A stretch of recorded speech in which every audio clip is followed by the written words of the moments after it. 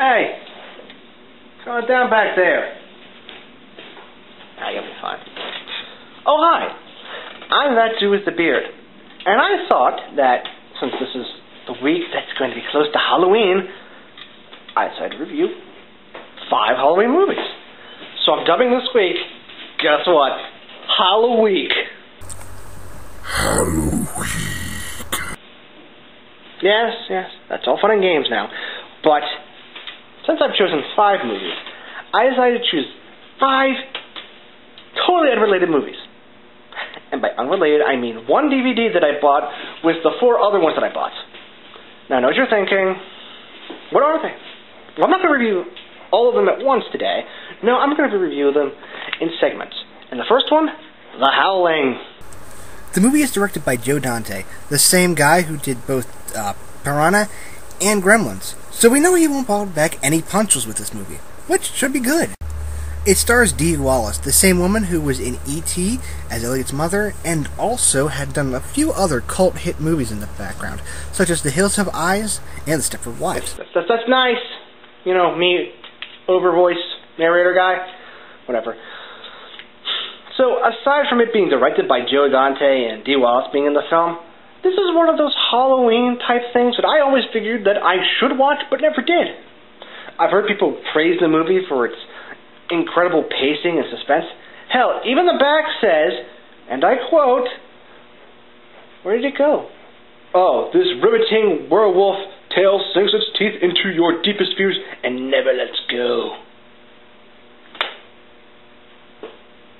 Really? Well, let's take a look.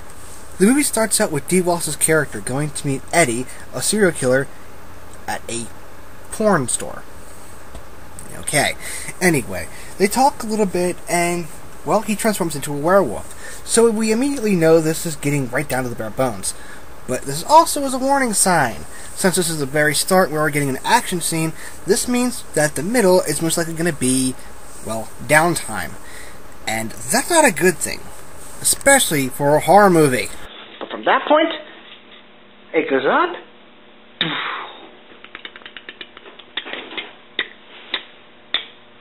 Ding, ding, ding, ding, ding, ding. And that line right there is about 30 minutes of the movie. Needless to say, the 30 minutes is actually essential. We do learn that Dee Wallace is told to go to a vacationary area, and it's full of werewolves.